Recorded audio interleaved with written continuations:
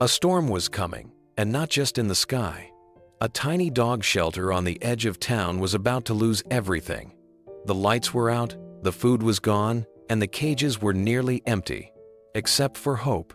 Then, one quiet morning, a stranger walked in. No name, no camera, just muddy boots, and a question, "Need a hand?" Before we continue this incredible story, let us know where you're watching from. If you enjoy stories like this, subscribe to the channel, because tomorrow we have another inspiring story you won't want to miss. The wind carried a lonely whistle across the open fields of Willow County, stirring the overgrown grass that bordered a small property on the edge of town. The faded sign out front read, "Haven Paws Rescue."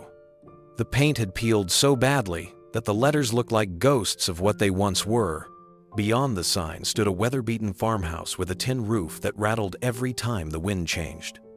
The smell of hay, mud, and wet fur hung in the air. Inside, Martha Lewis knelt beside a row of kennels, her gray hair tied back in a bun, her hands trembling slightly as she poured the last scoop of kibble into a metal bowl. 10 pairs of eyes followed her movements, brown, blue, and cloudy eyes of every breed imaginable. Some tails wagged weakly, others didn't move at all. The dogs had learned to wait, not with excitement anymore, but with quiet patience born of hunger and trust.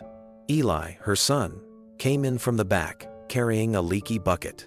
He was in his early 30s, tall but tired-looking, with eyes that carried too much responsibility for his age. His jeans were splattered with mud, his jacket torn at the elbow. "That's the last of the feed," he said softly. "Unless you want to give them oatmeal again." Martha sighed. "Oatmeal isn't good for their stomachs. Neither is starving." He set the bucket down and sat beside her. The old wooden floor creaked beneath their weight. For a long moment they said nothing. The only sound was the faint whining of a dog at the far end of the room. 3 months ago, donations had stopped coming in. The local grocery store, which used to give them leftovers, changed ownership. Their small social media page had been forgotten, drowned in the noise of newer, shinier causes. And the town itself had changed. New development, rising rents, fewer people who remembered the promise that Haven Paws Rescue once represented. Eli stood and walked to the window. The glass was fogged, but he could see the landlord's truck parked near the gate. His stomach tightened. He knew what that meant. He watched as a man stepped out, holding a yellow envelope in his hand. "Mom," Eli said quietly, "he's here." Martha didn't turn around. She just closed her eyes for a moment, as if bracing herself against something she'd already felt too many times before. Then she rose, wiped her hands on her apron, and went to the door. The dogs began to bark as the wind pushed in, carrying raindrops and the smell of earth. The landlord, Mr.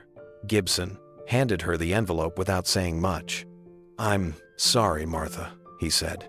"I've given you as much time as I can. I've got bills too." Her fingers shook as she opened it. The words were short, cruelly practical. "Eviction notice. 1 week to vacate." Martha nodded, her lips pressed together, and handed the paper to Eli. He read it, jaw tightening, then looked at her with helpless eyes. "Maybe it's time to let go, Mom." She turned toward the old photograph hanging by the door, her late husband, Tom, smiling as he held a rescued collie puppy on the day they opened Haven Paws. Rain streaked down the window behind it, distorting the image. "We promised we wouldn't," she whispered. The sky darkened outside, thunder rumbling in the distance. Eli didn't reply. He knew there was nothing left to say. The rain began to fall harder, tapping against the tin roof, echoing through the empty kennels, like soft applause for a dream that was dying. Martha went back to the dogs, one by one, crouching to pat their heads. "Don't you worry," she said, under her breath. "We'll figure something out." But her voice trembled, betraying the lie she wanted to believe. She could still feel Tom's presence there. His old boots by the door, his toolbox in the corner, the blanket he used to wrap the pups in. Every corner of this place held a memory, and now all those memories were at risk of being boxed up and forgotten. Eli walked outside to cover the cages with tarp before the rain flooded them again. The dogs whined, pressing their noses against the chain link, seeking reassurance. He crouched down, whispering, "Hang on, guys." The storm deepened. The first leak broke through the roof, dripping into a metal bowl with hollow rhythm. Martha stood in the middle of the dim room, surrounded by barking and wind, clutching the eviction notice to her chest. It wasn't just a piece of paper. It was a death sentence for everything she and Tom had built. The storm carried on through the night, pounding the roof with unrelenting rhythm. Eli sat by the window, watching the rain pool in the muddy yard. He counted the seconds between lightning and thunder, trying to distract himself from the weight in his chest. Martha sat nearby, sewing an old blanket torn by one of the pups. Every stitch was slow, careful, as if she were mending more than fabric. "Do you ever wish we'd quit earlier?" Eli asked quietly. Martha didn't look up. "Every day," she admitted. "And every morning I wake up and remember why we didn't." Eli leaned back, letting out a tired laugh. "Because Dad wouldn't have let us." She smiled faintly. "No, he wouldn't have." Her gaze drifted toward the photo again. He said this place wasn't just about the dogs. It was about giving life a second chance, no matter how broken it looked. Outside, a flash of lightning lit the entire property for a heartbeat. The sagging barn, the fenced kennels, the truck that hadn't started in months. Then it was dark again, swallowed by rain and silence. Martha whispered, "We can't lose them, Eli. Not like this." He didn't answer right away. The sound of leaking water filled the room. He stood and placed a bucket beneath the drip. "Then we'll fight one more week," he said softly. "Even if it's just the two of us." She nodded, eyes shining in the dim light. "Then that's what we'll do." The storm roared outside, but inside, the old farmhouse felt still, two tired souls, surrounded by a dozen hopeful ones, clinging to the fragile belief that maybe, somehow, tomorrow would bring mercy. Morning came slowly, gray and heavy after the storm. The yard was flooded in places. The dirt road nearly washed away. The kennels smelled of wet straw, and the dogs barked weakly for breakfast. Martha stood by the stove heating water on an old propane burner, her back aching, her hands shaking from exhaustion. Eli came in from outside, his clothes soaked, his boots leaving muddy prints across the kitchen floor. "The power's still out," he said, rubbing his forehead, "and the feed order hasn't arrived. The supplier said we're too far behind on payments." Martha didn't answer. She poured the hot water over instant coffee grounds, watching them swirl and fade. "We'll figure something out," she murmured, though the words felt empty. Eli sat at the table, staring at the eviction notice still lying there. "I called the animal control office," he said finally. "If we have to leave, they'll take the dogs." He hesitated. "But they don't have space. You know what that means." Her grip tightened on the cup. "No," she whispered. "Not after all these years." He met her eyes, his voice cracking. "Then tell me what else we can do." The question hung between them like a storm that hadn't passed. Outside, one of the dogs barked a deep, desperate sound that echoed through the broken barn doors. Martha turned toward the sound and whispered, "We keep going. That's all we can do." She stepped outside into the cold morning air, her boots sinking into the mud. Around her, the dogs stirred, pressing against their cages as if they sensed her resolve. In the distance, the horizon began to lighten, but the weight in her chest didn't lift. It was the beginning of the end, and she knew it. The morning light slanted across the quiet cafe in downtown Los Angeles, soft and golden through the large glass windows. The hum of conversation blended with the hiss of the espresso machine. At a corner table by the window sat Keanu Reeves, wearing a worn denim jacket and a faded baseball cap pulled low. His coffee had long gone cold, but he wasn't paying attention to it. A folded newspaper lay in front of him, open to page 8, a section few people read anymore. The headline was small, barely noticeable among the larger stories about politics and celebrity gossip. It read, "Local dog shelter faces closure after years of service." Beneath it was a grainy photograph of Martha Lewis standing beside a rusted fence, her hand resting on the head of a golden retriever. Her expression was weary but gentle. Keanu's eyes lingered on that photograph for a long moment. He began to read. The article was short, written by a small-town reporter who had clearly cared enough to tell the story even though it would never make headlines.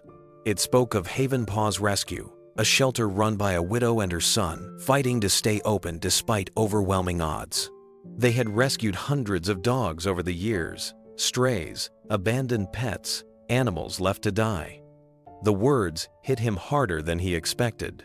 He could almost see the shelter, the cracked paint, the rusted kennels, the muddy ground. But what caught him most was a line near the end. They continue to care for every dog, even as their electricity has been cut off. Mrs. Lewis says she'll feed them before she feeds herself. He leaned back in his chair, the sounds of the cafe fading around him. The memory came uninvited, the small, trembling puppy that once greeted him after one of the hardest nights of his life. He remembered sitting on the floor of his home, lost and broken, after the accident that took his fiancée. That little dog, a gift from her, had climbed into his lap and simply stayed there. No words, no judgment, just warmth and silence. That was years ago. The dog was gone now, but the comfort it had given him had never left. Keanu folded the newspaper slowly, pressing the crease as though it were something fragile. He stared out the window at the busy Los Angeles streetcars rushing, people glued to their phones, the world moving too fast. Somewhere out there, a woman and her son were trying to keep a promise alive. He reached for his coffee, took one slow sip, and set it down again. His reflection in the window looked tired, but something in his eyes had changed a spark of quiet resolve. He whispered, almost to himself, "Maybe I'll take a drive." The decision settled in his chest like peace. He left a few bills on the table, slipped the newspaper into his jacket, and stood up. Outside, the sunlight had turned sharp and white. He put on his sunglasses, walked to his truck, parked at the curb, and started the engine. The old pickup hummed to life, familiar and steady, as if it knew where it was supposed to go. The highway stretched endlessly before him, framed by a hazy morning sky. Keanu drove with the windows slightly open, letting the cool air whip through the cab of the truck. The newspaper sat folded on the passenger seat, its corner fluttering each time the wind caught it. He had read that article 3 times already, and each time it had left him with the same quiet ache. He wasn't heading anywhere in particular. Not yet, he told himself. He just needed some space, a few hours to think, maybe a short trip out of the city. But deep down, he knew he was already on a path that felt inevitable. As he drove past the urban sprawl, his mind wandered back to the years when fame felt like a blur. There had been parties, premieres, endless interviews, but none of them filled the quiet that lived in him. The only moments that ever truly steadied him were the ones spent with his dog, Sam. The memory was sharp now. Sam, lying by his feet after another sleepless night, eyes watching him as though to say, "You're still here. You're not alone." He remembered the first walk they took after the funeral, how every step had felt like lifting a mountain until Sam tugged at the leash and barked at a butterfly. It was the smallest, silliest thing, but it made him laugh for the first time in months. That laugh had been healing. That dog had been family. He wondered now if someone like Martha Lewis had once stood in a storm, holding a dog who needed saving, not realizing she was saving herself too. He thought of her sitting in that shelter, probably still there despite the notice, trying to comfort animals while wondering how she'd feed them tomorrow. He didn't know her, but he knew her kind of strength. The kind that keeps showing up even when no one sees. He took the next exit off the freeway. The sign read, North Route 49, Bakersfield, Stockton, Sacramento. He didn't have a plan. But the road north felt right. At the next gas station, he filled up the truck and bought a map. He spread it across the hood, tracing his finger up toward Northern California. Somewhere between the towns and the winding back roads, there was a place called Willow County. That was where Haven Paws Rescue was. He folded the map neatly, slid it under the newspaper, and leaned against the truck for a moment, letting the sunlight warm his face. A passerby recognized him and hesitated, but Keanu gave a polite nod before climbing back into the driver's seat. He didn't want recognition. He just wanted purpose. He started the truck again. The engine rumbled softly, steady, determined, just like the feeling growing inside him. The road narrowed into long, winding stretches lined with pines and forgotten farms. The further Keanu drove, the quieter the world became. The city noise faded, replaced by the soft hum of tires on old asphalt and the occasional cry of a hawk overhead. He didn't check his phone, didn't turn on the radio. He just let the silence fill the cab, the kind of silence that healed. As the miles passed, the image of the article replayed in his mind. The woman's face, the word closure, the photo of a muddy field behind her. He thought of how stories like hers rarely reached the people who could help. They weren't flashy enough. They didn't trend. But maybe that's why he'd found it. Maybe he was supposed to. He stopped once, at a rest area overlooking the valley, and leaned against the hood of the truck. The sun was lower now, pale gold against the hills. He took out the folded newspaper and smoothed the creases once more. The ink had smudged slightly from his hands. He read the last lines again. Haven Paw's Rescue will close its doors next week if no aid arrives. Mrs. Lewis says her only wish is to make sure every dog finds a home before they do. That was all it took. The decision wasn't grand, not even planned. It was quiet, like most of his choices were. A simple truth settled in his heart. He couldn't ignore it. Not this one. He went back to the truck and started driving again, north through the rolling countryside. The sky deepened into evening as small towns passed by motels, gas stations, shuttered diners. Somewhere beyond them lay a struggling shelter full of dogs waiting for someone who still believed in second chances. As the last bit of daylight faded, Keanu pulled over near a roadside motel. He parked the truck, turned off the pry, ignition, and sat for a long moment in the dark.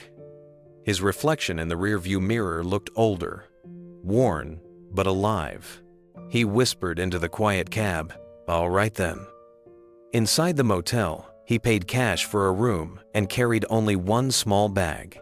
Before turning in for the night, he looked out the window toward the highway stretching north, feeling that old familiar pull, the one that always came before something meaningful. Tomorrow, he would find Haven Paw's Rescue.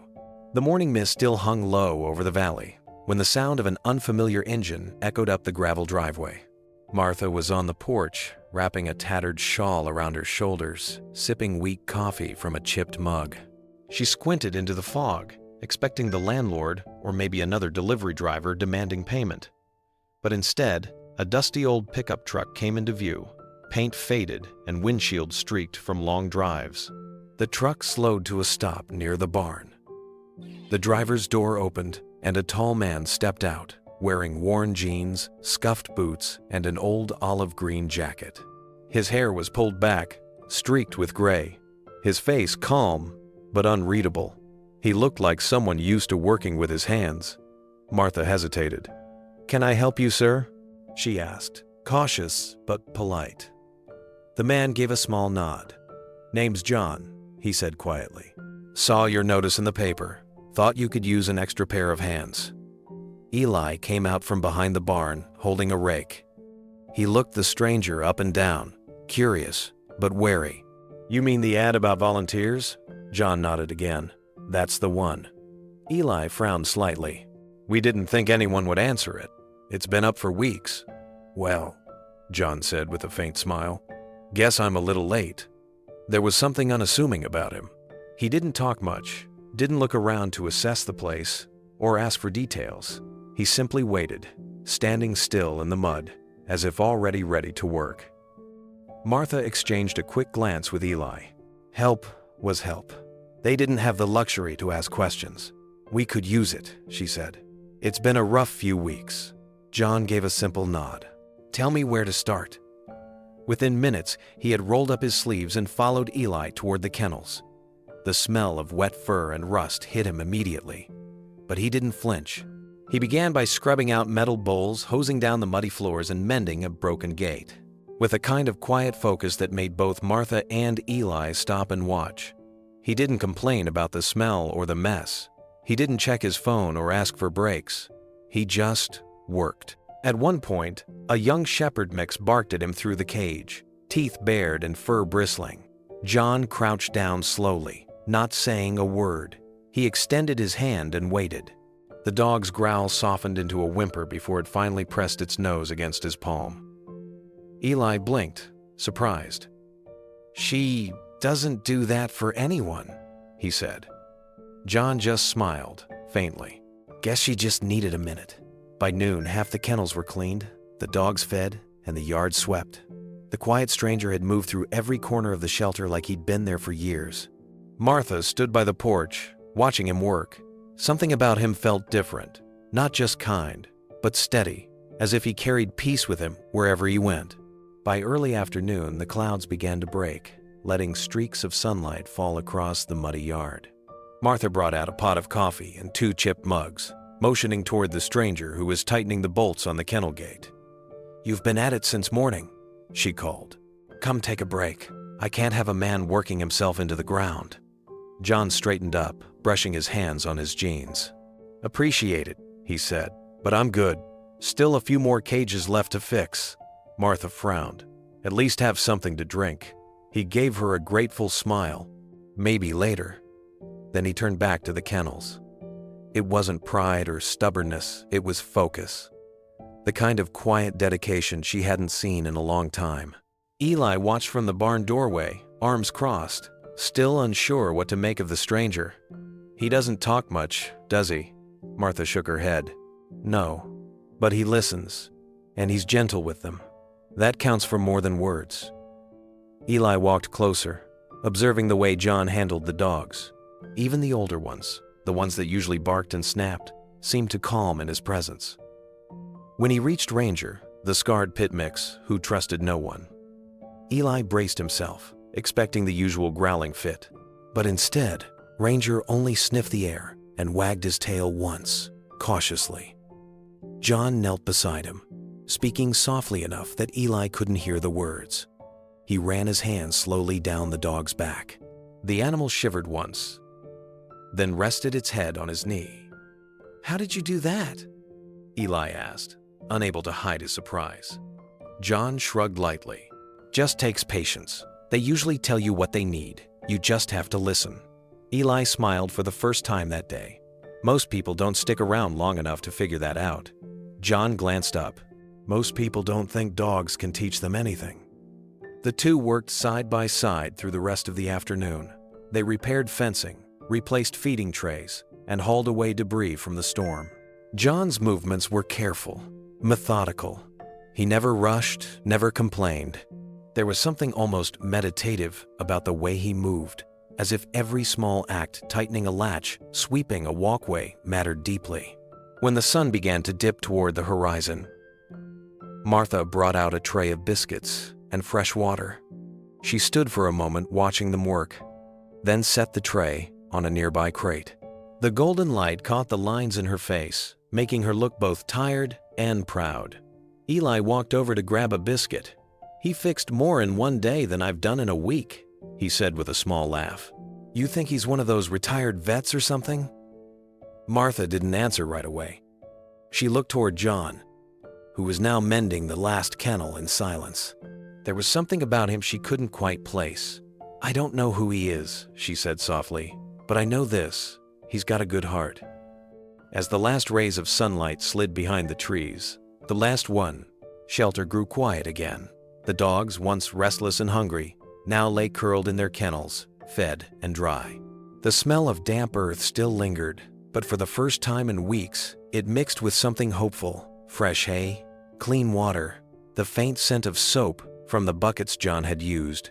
Martha locked the gate and turned to the man who had done what two people couldn't manage in days. "You've worked enough for one day," she said. "At least stay for dinner. We've got stew." John smiled, faint but kind. "I should get going before it gets too dark on the road." "Where are you staying?" she asked. He shrugged. "Haven't decided yet." Eli stepped forward. "There's a small inn a few miles down, but honestly, it's not much better than one of our barns." John chuckled softly. "That'll do fine." He gathered his jacket. glancing once more toward the kennels. Ranger lifted his head and barked once, a low sound that almost seemed like goodbye. John crouched beside the cage and scratched the dog's chin.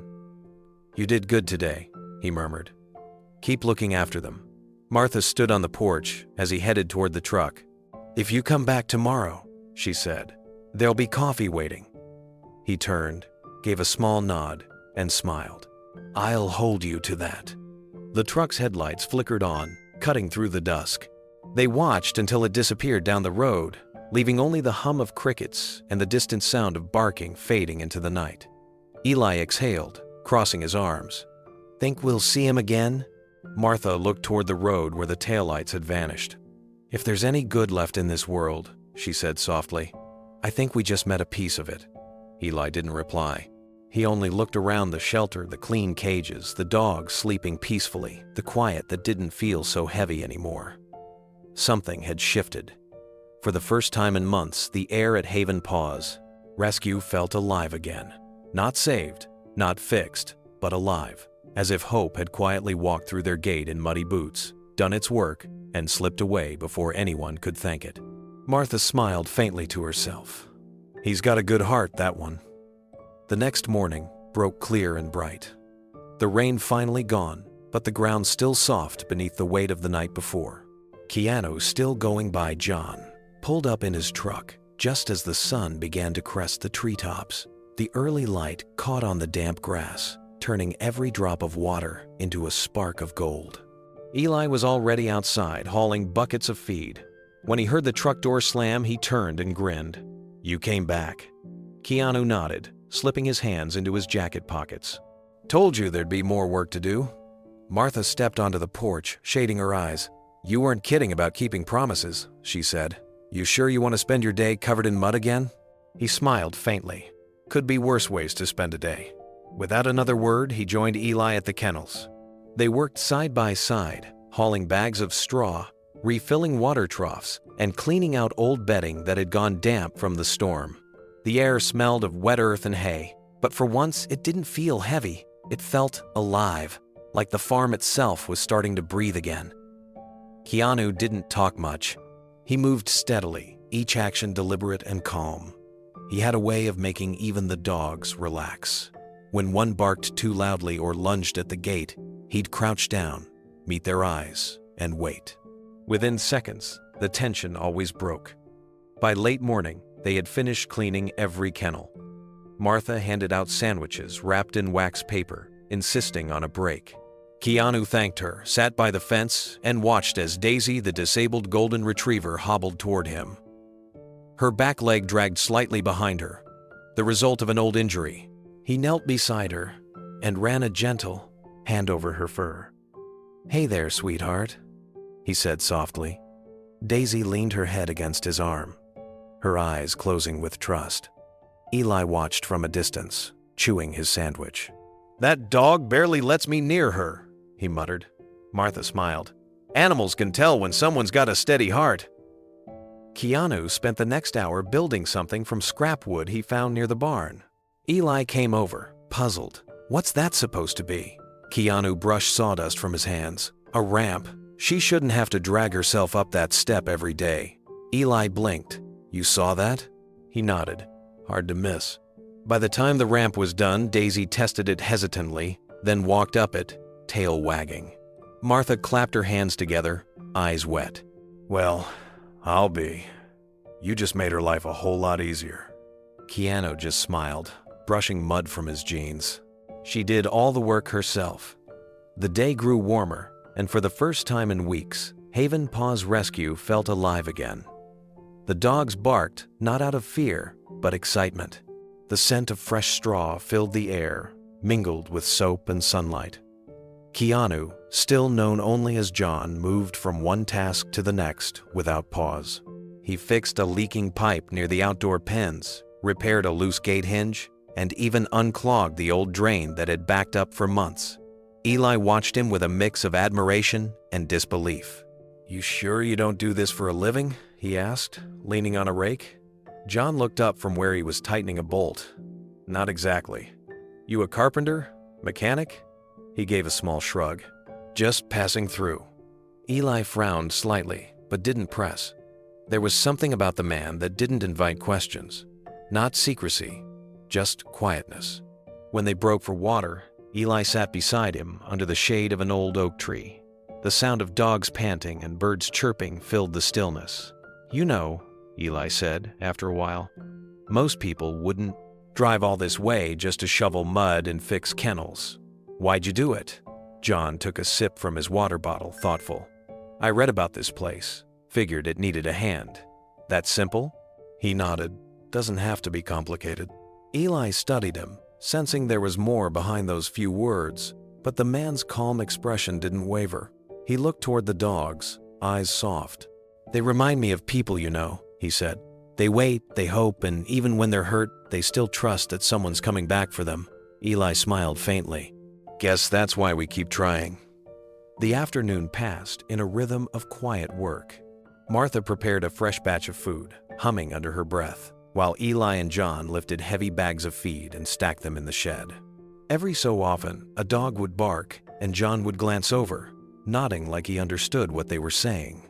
Later, when a rusted latch gave way and one of the larger dogs slipped free, Eli cursed and sprinted forward. But before he could reach the animal, John was already there. He crouched down, spoke softly, and the dog stopped mid-run. With slow, deliberate steps, he guided it back toward the gate, hands steady on its collar. The dog didn't resist it, simply followed. Eli shook his head in amazement. You've got some kind of magic, man. John smiled. No magic. Just kindness and time. By late afternoon, sweat glistened on their faces, and the farm looked transformed. The kennels were clean. The dogs calmer. The air lighter. Even Martha, usually too tired to smile, stood at the porch railing, watching them work with something close to pride. For the first time in months, Haven Paw's rescue didn't feel like a place waiting to die. It felt like a place still fighting to live. As the sun dipped behind the trees, the last light of the day turned the muddy yard into a soft glow of orange and gold. Martha stood by the porch, holding a towel in her hands as John and Eli finished one final task bathing the dogs. The hose sputtered weakly, but John managed to coax enough water through it to rinse the suds from Daisy's fur. The golden retriever wagged her tail and shook violently, spraying them both. Eli laughed. Guess she's feeling better. John wiped his face, smiling. That's one way to say thank you. They worked through each dog one by one. The water was cold, the soap cheap, but the care behind it made the moment feel sacred. The dogs leaned into the warmth of human hands, the kind of comfort they hadn't known in a long time. Martha helped dry them off, her hands steady, though her back ached. When they finished, the yard was quiet, except for the sound of crickets and the occasional bark. The sky had deepened into purple. John sat on the ground beside the kennels, arms resting on his knees, covered in mud and water. A few of the dogs lay near him, Daisy at his side. She placed her head on his lap, eyes half closed. Eli came over, lowering himself onto a crate. You really don't have to do all this, you know. We didn't even ask your last name. John smiled faintly. You don't need it. Martha joined them, leaning against the fence. Well, John, whoever you are, you've done more good in one day than we've seen in months. He looked up at her, his voice calm. Don't give up yet. Sometimes help shows up when you least expect it. The words lingered in the air. They weren't said with grandness or mystery, just quiet truth. Martha felt something stir in her chest, a flicker of hope she hadn't dared feel in a long time. Eli looked toward the horizon, then back at the man sitting among the dogs. You sound like someone who's been on both sides of that kind of help. John smiled but didn't answer. As the night settled, he stood, brushed the dirt from his jeans, and gave Daisy one last pat. I'll see you tomorrow, he said softly. Martha and Eli watched him walk toward the truck, the sound of gravel crunching beneath his boots. The headlights cut through the dark, fading slowly down the road. For a long moment, neither of them spoke. Then Martha whispered, almost to herself, maybe he's right. The days that followed were strangely quiet. The sound of John's truck never returned to the gravel road, and the mornings felt emptier without the sight of that calm stranger stepping out with his sleeves rolled up and a quiet purpose in his stride. The dogs still barked, the sun still rose, but something about the rhythm of Haven Paw's rescue had changed. Martha noticed it first not in what was missing, but in what remained. The kennels were spotless, the ramp for Daisy was still sturdy, and the fences didn't sag anymore. The place looked alive again, cared for. She walked the property one morning, a mug of coffee in her hands, and realized that the air no longer smelled like despair. Eli came out from the barn, hair messy, holding a paintbrush. "I found the old sign in the shed," he said. "Thought I'd fix it up." She raised an eyebrow. "You? Paint?" He grinned. "Don't sound so surprised. Figured we could give it one more try before we pack up." She laughed softly and watched him kneel by the gate, carefully brushing white paint over the faded letters. Haven Paw's Rescue. The strokes were uneven, but the effort made her chest tighten with emotion. They worked together all afternoon, repainting the sign, patching the fence, and sweeping the yard. The sun beat down warm and steady, drying the mud that had once clung to every step. It was exhausting work, but neither complained. Something about that stranger's visit had reignited a spark in both of them, like his presence had left behind a quiet reminder that not everything was lost. That night, after they fed the dogs, Martha sat at the table with Eli. The eviction notice still lay on the counter, a constant weight in the room. "You think he's coming back?" Eli asked, voice low. She stared out the window at the dark road. "I don't know," she said softly. "But he did more in one day than most people would in a lifetime. Maybe that's all he was meant to do." Eli nodded, leaning back in his chair. "Then maybe that's enough." Martha smiled faintly. "Maybe." The wind outside carried the faint sound of the dogs settling in for the night. Martha closed her eyes for a moment and let herself believe that, somehow, things would be okay, even if she didn't know how. She didn't realize yet that help had already begun moving quietly in the background, set in motion by the man they called John. By midweek, life at Haven Paws had settled into a routine again, though neither Martha nor Eli could ignore the emptiness left behind. The dogs seemed to feel it too. Ranger, the pit mix who had once growled at everyone, now sat by the fence every morning, watching the road as if expecting that old pickup to appear.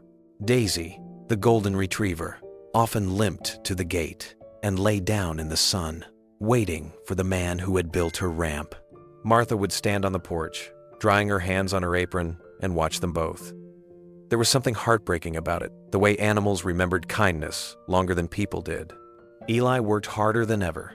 He fixed the water lines, cleaned the pens, and even started organizing adoption forms again, though there hadn't been an adoption in months. When his mother asked why, he only said, "Feels wrong to stop trying now." On Friday morning, the air carried the scent of autumn. Leaves had begun to fall from the oak trees, turning the yard into a patchwork of orange and gold. Martha made oatmeal for breakfast and poured coffee for herself, sitting at the small wooden table beneath the window. The morning light caught the faded eviction notice still pinned on the wall. One more day. That's all they had before the landlord returned. She sighed, picking up the mail that had arrived in the old tin box by the gate. Bills, catalogs, a charity flyer. But one envelope stood out. It was heavier, cream-colored, sealed with care. The return address was that of the property management company. Her heart sank. Eli came in just as she was turning the envelope over in her hands. "It's from Gibson?" She nodded. "Looks like it," he frowned. "They're not wasting any time." Martha tore it open slowly, expecting a reminder or a final warning. But what she found inside made her stop breathing for a moment. Her eyes moved across the page once, twice, before she spoke. "Eli," she whispered, voice trembling. "Read this." He took the paper from her and scanned it quickly. Then he blinked, confused. "It says the balance is cleared. All past rent paid in full." Martha looked at him in disbelief. "That can't be right. There's a note attached. he said, unfolding the smaller piece of paper.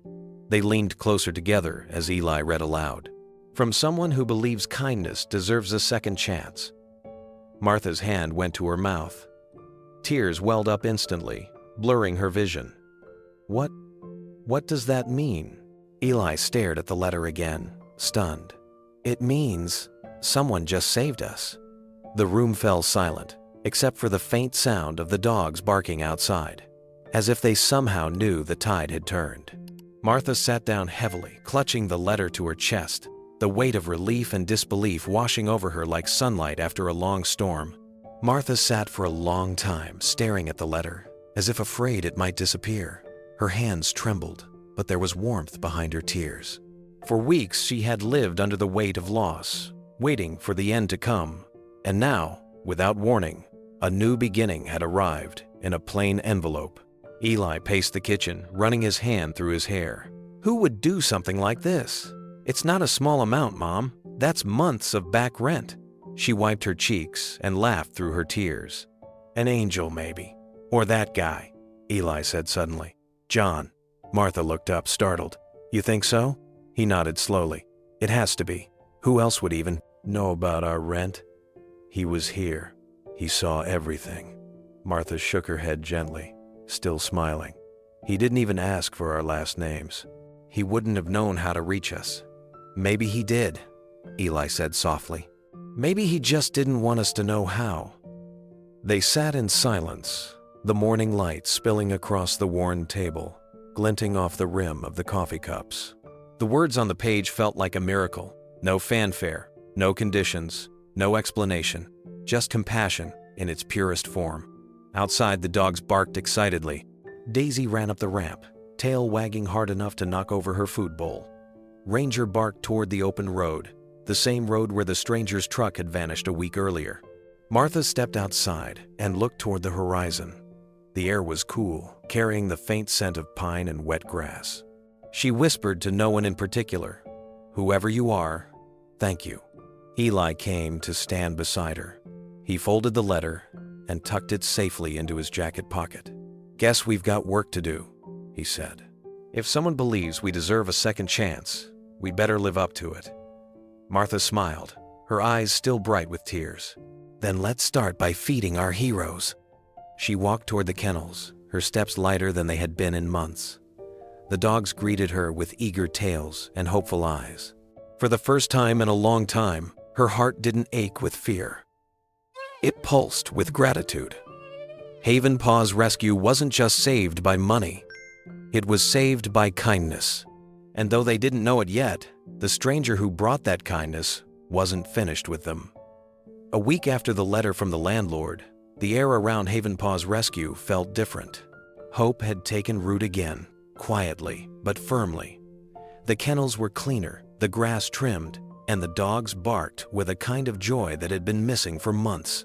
Even the sign by the gate gleamed under the morning light, its white paint now dry and bright. Martha stood by the porch with a cup of coffee, her eyes soft as she watched Eli feed Daisy by the ramp. "You'd think the world turned around overnight," she murmured. Eli smiled. "Feels like it did." They had stopped talking about the man named John, at least out loud, but he lingered in their minds, in every repaired latch, every nail that held the kennels upright. His presence had become part of the place itself. The driver honked lightly, waved, and left a small stack of envelopes in the old tin box. She didn't think much of it, probably bills again, but habit made her check anyway. When she opened the mailbox, one letter stood out immediately.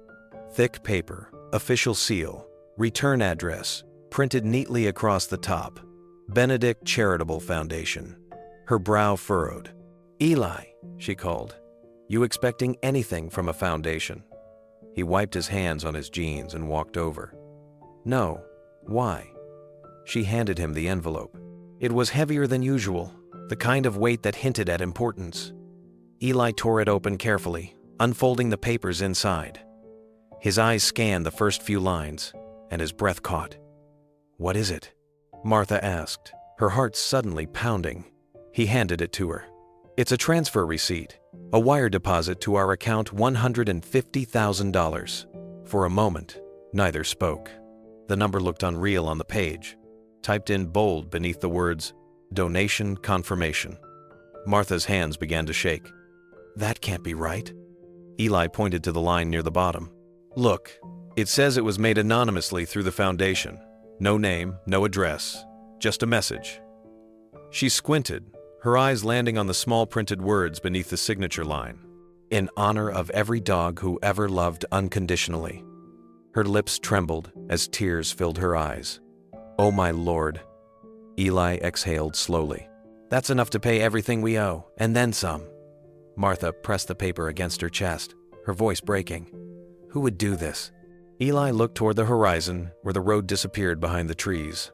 "I think we already know." The news spread through Haven Paw's rescue like a spark catching dry grass. Martha sat at the kitchen table with the letter laid out neatly before her, reading it over and over again just to make sure it was real. Eli paced back and forth, his hands moving restlessly through his hair. Every time he stopped, he'd glance at the paper again as if afraid it might vanish. "This changes everything," he said. "We can fix the roof, buy feed, even hire a vet part-time." "Mom, this is," she interrupted softly, "a miracle." Eli nodded, his eyes wide. "Exactly that." But Martha couldn't stop trembling. For months, they had lived on the edge of collapse. She had prayed at night, not for money, but for mercy. And now, here it was, not falling from the sky, but delivered by quiet human kindness. She picked up the letter again, studying the print near the bottom. "In honor of every dog who ever loved unconditionally," she whispered. "That sounds like something he'd say." Eli looked up. "You mean John?" She nodded. "Who else would think that way?" He leaned against the counter, thinking, "But why hide it?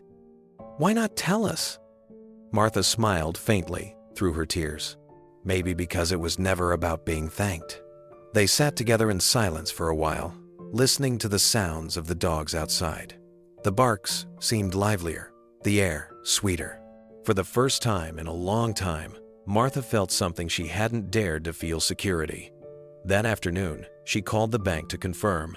The manager sounded just as stunned. "Mrs. Lewis, I can assure you this is legitimate. The funds cleared this morning. Whoever sent it, they meant to save you." When she hung up, she stood in the doorway of the barn, watching Eli playing fetch with Daisy and Ranger. She could hear laughter again, his laughter, and it filled her with warmth. Later that evening, they walked down the road into town to pick up supplies. The sun was dipping low, painting the fields gold. They didn't notice that several neighbors were already whispering about the rescue's sudden turnaround. Someone had seen the mail truck deliver the thick envelope. Someone else had heard the bank mention a large anonymous donation. By the time Martha and Eli reached the general store, the whispers had turned into stories. "You hear about Haven Paws?" one man said. "Got some big city benefactors sending money," another replied. "Maybe that actor fella from the movies, the one who loves dogs. What's his name again? John Wick or something?" The first man laughed. "Wouldn't that be something? John Wick, saving dogs, for real?" They all chuckled, not knowing how close their joke was to the truth. When Martha and Eli returned home that evening, the sky had turned a deep violet. The porch light flickered weakly, and the sound of crickets filled the cool night air. Martha carried a small bag of feed under one arm, while Eli held a toolbox, bought second-hand, but enough to start rebuilding what had fallen apart. The dogs greeted them with soft barks and wagging tails. Daisy trotted forward, her limp less noticeable, now that she had regained strength. Ranger pressed against Eli's leg, his eyes bright with trust. It felt as if the animals somehow knew their home had been saved. Martha stopped at the porch steps, gazing across the property. "It doesn't feel real yet," she said quietly. Eli smiled. "It will. Once the new roof's up, maybe we can believe it." She nodded, still clutching the letter in her hand. The corners had already started to wear from how many times she'd read it. "I wish I could thank him," she murmured. "Whoever he is." Eli glanced toward the dirt road that stretched into the darkness. Maybe you already did, just by keeping this place alive. They fed the dogs, cleaned the dishes, and sat together on the porch as the wind rustled through the trees. The stars began to peek through the fading clouds. For the first time in months, there was no worry about tomorrow, only peace. Martha held the donation letter close, her thumb brushing over the final line. Then she noticed something she hadn't seen before, a faint mark in the corner, just above the printed message. It wasn't clear at first, just a faded impression of initials, J.W. Her breath caught. "Eli," she whispered. "Look." He leaned closer, his eyes narrowing. "J.W., you think that's—" Martha nodded slowly, her eyes glistening. "John Wick's real hero," she said softly. Eli smiled, shaking his head in disbelief. "Guess the world's got one after all." They sat in silence, letting the truth sink in. The sound of the dogs settling down filled the night, their breathing soft and rhythmic. Martha leaned back in her chair, a peaceful smile spreading across her face. "Whoever he was, he gave us back more than a roof. He gave us back faith." The porch light flickered once more, steadying at last, casting a warm glow over the home that had nearly been lost, saved by a stranger who asked for nothing in return. By the end of the week, Haven Paw's rescue no longer looked like the same broken-down shelter it had been just days before. The grass had been trimmed, the kennels painted, and the sound of barking was no longer desperate. It was lively, hopeful, full of life. Martha walked the grounds each morning, carrying coffee and smiling at the sight of tails wagging through clean wire fences. For the first time in years, there was laughter in the air again. But it wasn't just the dogs that noticed the change. Word had begun to spread first through the small town, then beyond. A neighbor named Clara, who had always walked her dog past the property, snapped a few photos of the new paint, the repaired roof, and the happy dogs sunbathing in the yard. She posted them online with the caption, "Haven Paw's rescue, saved by anonymous donor." She didn't expect much, maybe a handful of likes from locals. But overnight, the post took off. Dozens turned into hundreds, then thousands. Comments flooded in from all over, people asking how to help, how to donate, how to volunteer. Someone shared it on a dog rescue forum. Another tagged a celebrity fan page dedicated to kindness in Hollywood. Within 48 hours, the small-town miracle had become a viral sensation. Headlines began to appear on social media feeds. Anonymous donor saves failing animal shelter. A mystery hero steps in to help the dogs of Willow County. The phone in the farmhouse rang almost non-stop. Some were calls from reporters, others from animal lovers who wanted to send food or blankets. Martha tried to answer each one politely, but the attention made her uneasy. By the third day, Eli took the phone off the hook. "We're not used to this kind of noise," he said, half joking. Martha smiled, setting down a tray of fresh water for the dogs. "We didn't do this to be noticed. Let them talk. It's not about us." Still, it was impossible not to feel the ripple. Every visitor, every comment online carried the same question: who did it? Who would pay off the rent, send a six-figure donation, and disappear without saying a word? Martha answered the same way every time: someone who cared. But Eli couldn't let it go. That night, as the crickets chirped and the dogs slept peacefully in their kennels, he sat at the kitchen table, scrolling through his phone. Every story, every post, speculated about the mysterious donor. Some thought it was a local businessman, others a philanthropist from out of state.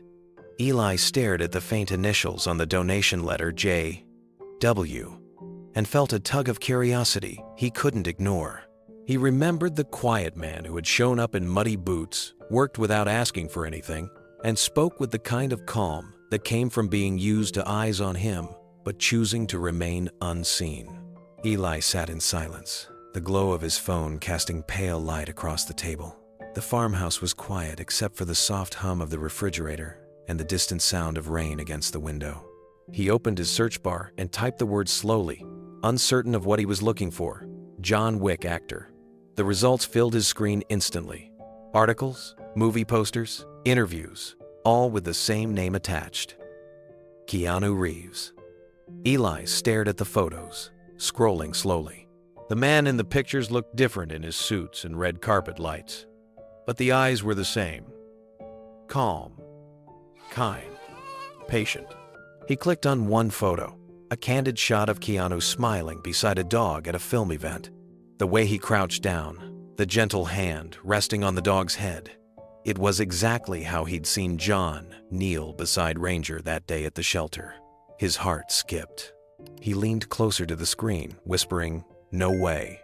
He opened another article, one talking about Keanu's lifelong love for animals and his work with shelters and rescues. There were quotes from interviews. "Dogs saved me when I couldn't save myself. They love, without condition. That's something we could all learn from." Eli swallowed hard. Every line made it harder to deny what he already knew. He sat back, running a hand over his face. "Mom," he called quietly. Martha appeared in the doorway, drying her hands on a towel. "What is it?" He hesitated, unsure whether to tell her. "I think I know who he was." She frowned. "Who?" He turned the phone toward her, showing the photo. "Him." She squinted, then blinked in surprise. "Isn't that movie actor? The one with all the action films?" He nodded. "Yeah, Keanu Reeves." Martha stared at the image for a long time. "Oh, Eli, that can't be. Why would a man like him come here? Why would he hide his name?" "Because that's what he does," Eli said softly. "Because he didn't come for thanks or headlines. He came because he saw something worth saving." She sat down beside him, still staring at the screen. "Are you sure?" Eli thought about the way John had moved, the softness in his voice, the look in his eyes when Daisy climbed that ramp. "I'm sure," he said finally. Nobody else would have cared the way he did. Martha leaned back, dazed. "Then the world's been talking about this place for days, and the man who made it happen doesn't even want his name mentioned." Eli smiled faintly. "Guess he'd rather the dogs get the attention instead." She looked down at her hands, whispering almost to herself, "That's the kind of man your father always admired. The kind who helps and walks away quietly." Eli nodded. "And now he's part of this place too." The next morning, sunlight poured through the kitchen window, casting a warm glow over the letter that still sat on the counter. Martha brewed coffee while Eli sat across from her, scrolling through social media again. Overnight, the posts about Haven Paws had exploded even further. Animal lovers from all over the country were sharing the story, each one adding their own caption, "Faith in humanity restored," or "Kindness still exists." One post in particular caught Eli's eye. A user had put together side-by-side photos. One of the mysterious volunteer Martha had briefly mentioned in a local interview, and another of Keanu Reeves smiling with a rescue dog. The resemblance was unmistakable. The caption read, "Could it be him?" Eli stared at it for a moment, then turned the phone toward his mother. "It's already out there," he said. Martha took a deep breath and shook her head. "Let them wonder. If he wanted to be known, he would have said so." She was right. Still, Eli couldn't help but smile at how poetic it was a man famous for playing a movie hero who avenged the loss of his dog had, in real life, saved hundreds of them with quiet compassion. The world loved the story, but no one truly knew the man behind it. As the day went on, visitors began stopping by the shelter. People bringing bags of food, blankets, and toys. Some asked about the donor, but Martha only said, "All we know is he had a good heart." The words spread like wildfire, becoming the quote that every article used when covering the story. Later that afternoon, Eli stepped outside and looked down the road that led into the woods. The sun was dipping low, turning the gravel path gold. "You think he'll ever come back?" he asked. Martha smiled softly. "Maybe not, but I think he's watching from somewhere, hoping we keep this place alive." Eli nodded, his eyes following the horizon. The breeze picked up, carrying the scent of grass and the sound of dogs barking playfully. Inside the house, the letter with the faded initials lay framed on the mantel. Now a quiet reminder of the man who had changed everything without ever asking for recognition. The world might never know for sure who saved Havenpaw's rescue, but for Martha and Eli, the truth didn't need to be confirmed, because they already knew. The morning after the story went viral, Eli couldn't shake the feeling that they were missing something. The whole world was talking about Havenpaw's rescue now, but none of the noise mattered to him. What mattered was the truth, the quiet, unseen thread that connected everything together. He sat at the kitchen table long after Martha had gone out to feed the dogs, staring at the framed letter on the wall. His eyes kept drifting back to those faded initials in the corner, J.W. He had seen them dozens of times, but that morning, they seemed to whisper louder than ever. He opened his laptop and began to search again. He pulled up every article, every detail he could find about Keanu Reeves. He looked at photos of his cars, his interviews, the few rare pictures of him away from Hollywood. In one set of photos, taken months earlier, Keanu stood beside an old pickup truck, same make, same color, same faded paint near the left fender. Eli froze. "That's it," he murmured. "That's the truck." He dug deeper, finding news from small towns across California about Keanu quietly visiting animal shelters over the years, always donating, never revealing his name. A few mentioned anonymous gifts that matched the way this one had been handled, funds sent through foundations, notes with no signature. Everything lined up. The timing, the donation, the initials, the truck. He leaned back in his chair, running a hand through his hair. It has to be him. Later that evening, as Martha tidied the porch, Eli told her what he'd found. She listened quietly, her expression soft but thoughtful. "I don't doubt you," she said when he finished, "but maybe we shouldn't try to chase it." Eli frowned. "Don't you want to thank him?" She smiled gently. "Of course I do, but some people give because they need to, not because they want to be seen. Maybe he's one of them." Eli nodded, though it still didn't feel like enough. I want him to know what this meant to us. That it wasn't just money. It gave us back our purpose." Martha touched his shoulder. "Then tell him that, even if he never answers." That night, after everyone had gone to bed, Eli sat at his desk and wrote a short message. It wasn't an email full of questions or gratitude. It was simple, like the man himself. "To Mr. Reeves, if you were the one who helped us, I just want you to know. You saved more than a shelter. You saved a promise. My mother and I will keep it alive, just like you helped us believe we could. Eli Lewis, Havenpaw's Rescue." He hit send and closed the laptop, unsure if it would ever reach the right person. But he felt lighter, as if a weight had lifted just by trying. Days passed with no reply. Eli checked his inbox each morning, refreshing again and again, hoping for something, anything. But nothing came. The world had already moved on to the next trending story, and Havenpaw's quietly slipped back into its steady rhythm. The dogs still barked, the sun still rose, and the small miracle that had saved them became just another online headline. Martha didn't mention it again.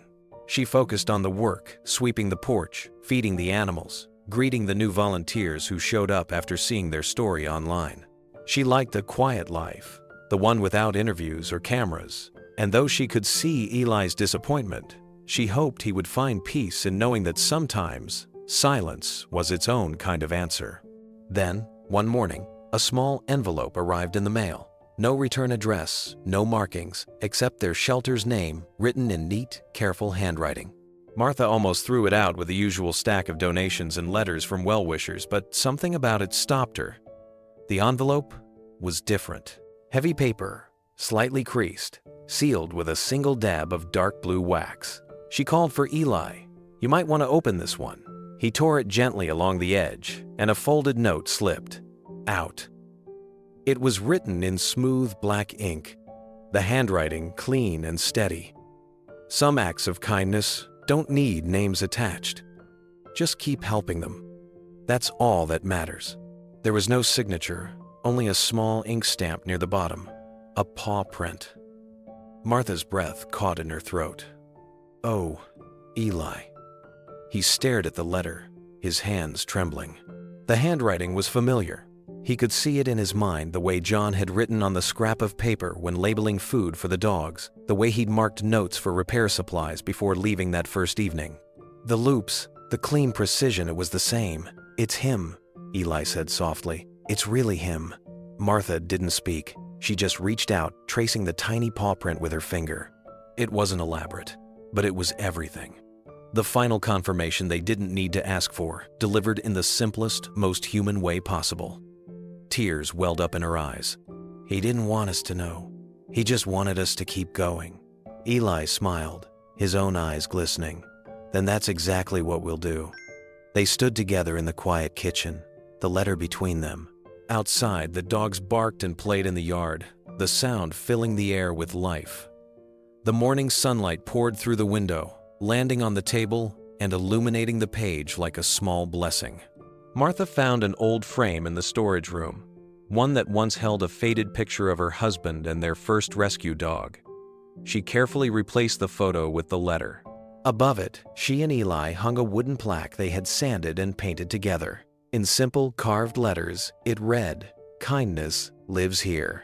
When they finished hanging it, they stood back and just looked at it for a long while.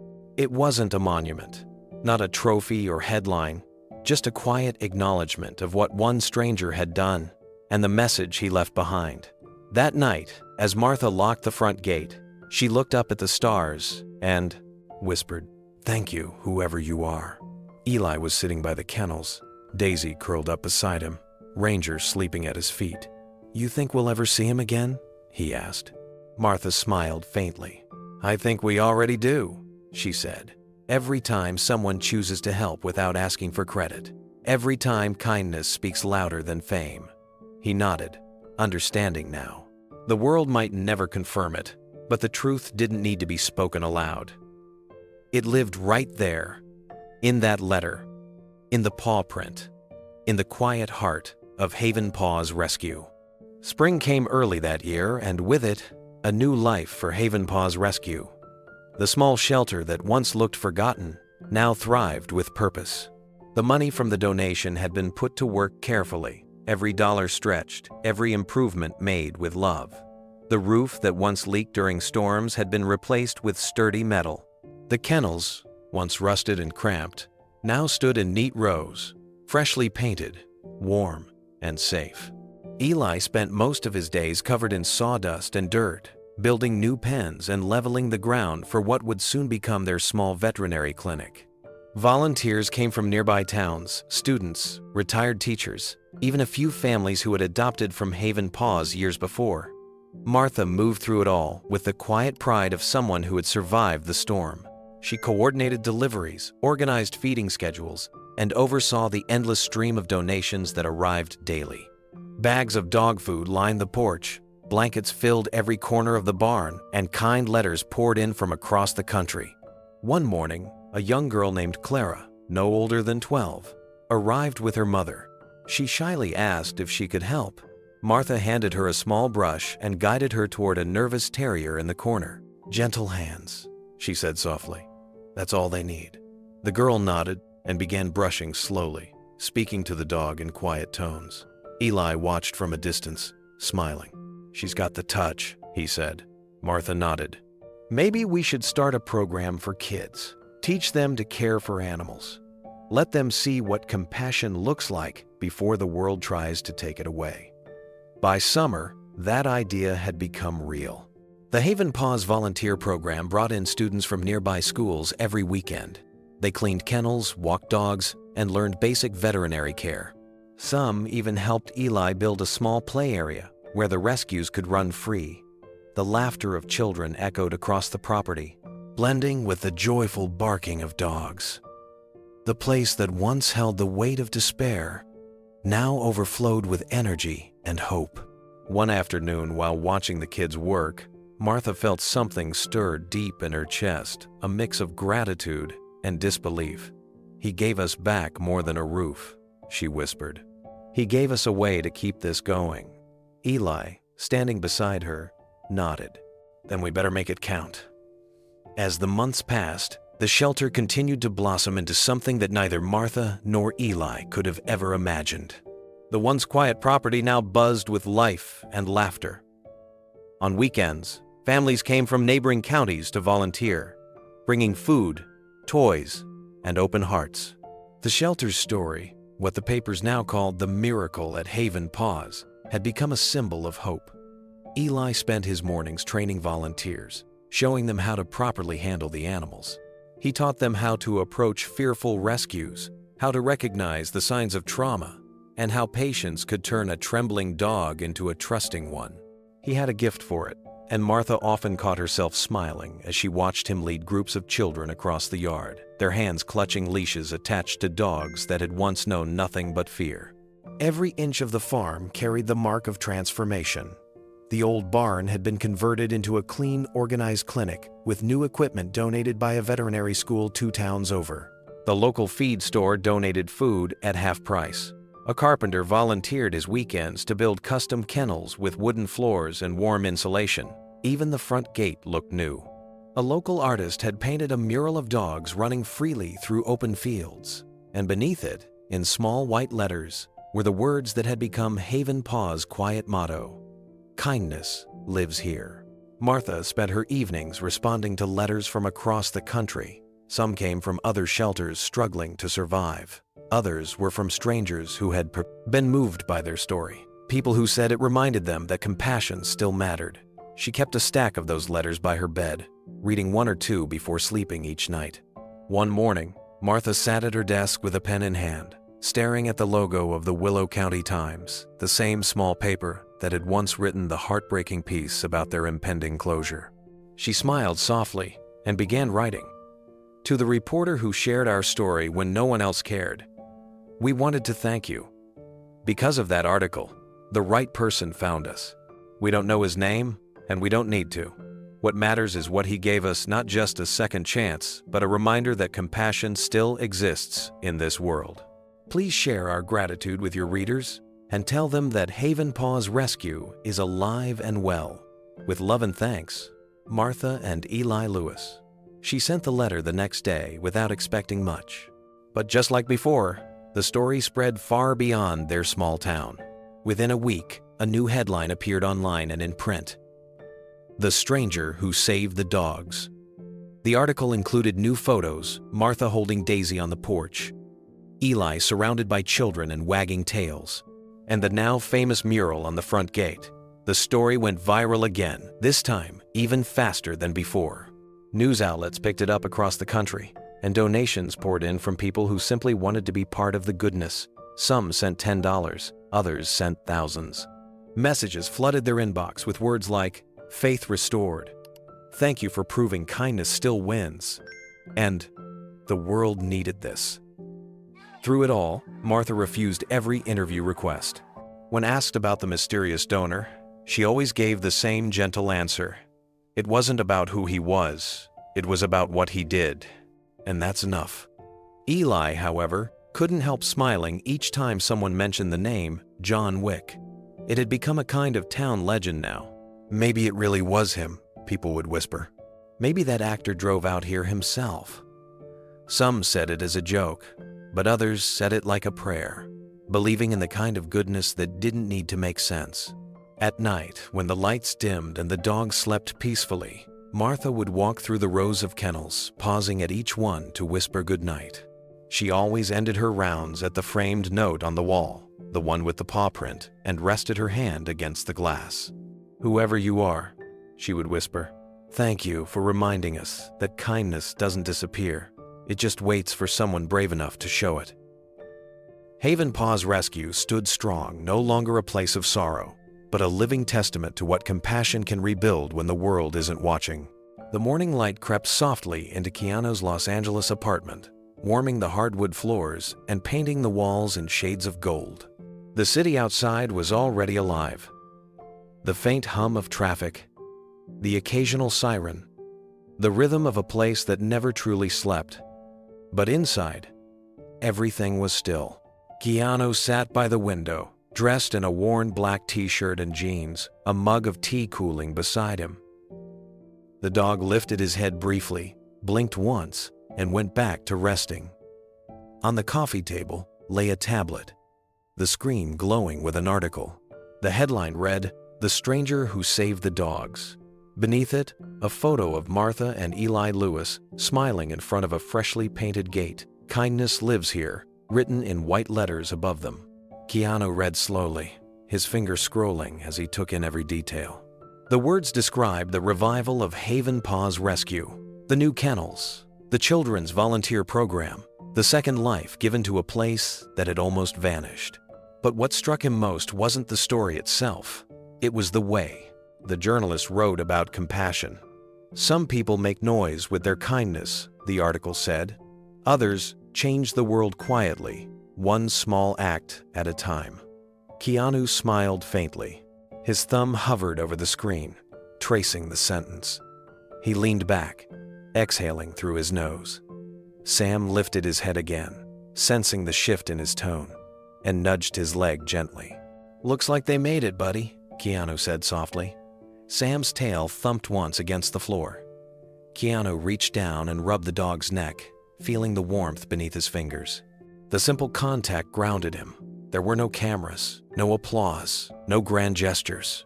Just a moment between a man and the quiet satisfaction of knowing something good had come from his silence. He closed the tablet and stared out the window at the hazy skyline. In the distance, the sun was just beginning to sink, painting the city in orange light. It was beautiful, but fleeting, like all the best things. He stood and stretched, his body aching slightly from a week of long days on set. But tonight, there would be no interviews, no scripts, just peace. Keanu slipped on his old jacket, the one that had seen countless road trips and cold night walks, and clipped a leash gently onto Sam's collar. The old beagle stirred with a soft grunt. His ears perked as if he already knew where they were going. "Come on, boy," Keanu said quietly. "Let's take the long route tonight." They stepped out into the cool Los Angeles evening. The sky was painted with streaks of gold and deep purple, the air faintly scented with rain and jasmine from the nearby gardens. Keanu liked this hour, the in-between time when the city slowed but hadn't yet fallen asleep. It was the only time the world seemed to breathe with him, instead of against him. Sam walked beside him, his steps slower now, deliberate. Keanu didn't rush him. He never did. They passed quiet storefronts closing for the night, a diner with its neon sign, buzzing softly, and a man sitting on a bench feeding pigeons with crumbs from a paper bag. Keanu nodded to him in passing, and the man smiled back, unaware that he'd just been acknowledged by one of the most recognizable faces in the world. Keanu didn't mind. He liked being invisible. As they reached the park, he found an empty bench and sat down. Sam circled twice before curling up at his feet again. The sky had deepened to indigo now, the first stars flickering faintly above the city haze. Keanu pulled out his phone, scrolling once more through the article. He paused at the picture of the wooden plaque above the shelter's door, "Kindness lives here." The words made him smile, the same kind of soft, fleeting smile that rarely reached his eyes in public but always did in private. He thought back to the first day he'd driven up to Haven Paws Rescue, how the gravel had crunched under the tires, how the rain had fallen hard enough to blur the world outside the windshield. He remembered Martha's worn hands and Eli's tired eyes. He remembered Daisy, the golden retriever with the limp, and the moment she had pressed her head into his hand after climbing that small wooden ramp. He remembered the silence of that place, the weight of its fading hope, and how something inside him had refused to let it disappear. He didn't think of what he'd done as charity. To him, it was connection one small way, to give back the peace that dogs had once given him. They had been there through heartbreak, through loss, through the loneliest years of his life. Helping them wasn't a favor, it was a thank you. He reached down to pet Sam, who blinked sleepily, leaning into his touch. "You'd have liked that place," Keanu murmured. "All those dogs, finding their way home again." A breeze stirred, carrying the faint sounds of laughter from somewhere across the park. He looked toward the horizon, watching the last light fade. There was something sacred about these moments, the quiet ones, that no one ever saw, where kindness didn't need an audience. His phone buzzed once, a message from a producer, another meeting, another project. He silenced it and slipped the phone back into his pocket. For now, none of that mattered. He sat there until the city lights flickered on, one by one, like distant stars returning to Earth. When he finally stood, Sam gave a soft, content sigh, stretching before following his lead. They walked back slowly, side by side, the leash loose between them. Halfway home, Keanu stopped beside a tree where someone had tied a note to the trunk with a red ribbon. Curious, he leaned closer to read it. The handwriting was childlike, uneven, but full of heart. "If you find this note, remember to be kind. The world needs more people who care about dogs." He smiled, shaking his head. "Guess the message is spreading, huh?"